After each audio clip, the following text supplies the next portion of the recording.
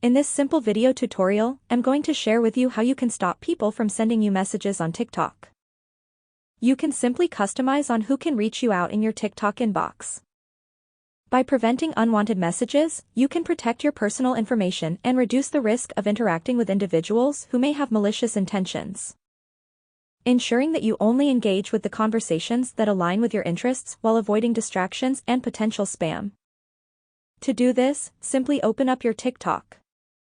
On your profile page, tap on these three lines and head into your settings and privacy. On the settings page, head into the privacy option. Scroll down onto the option of direct messages. Tap on the first option and select who can send you messages on TikTok. If you don't want messages from people you don't know, select on suggested.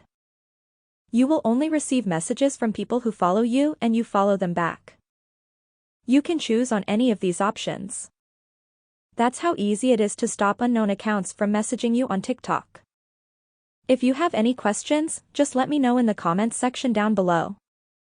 Please don't forget to leave a like, share and subscribe for more video tutorials like this one.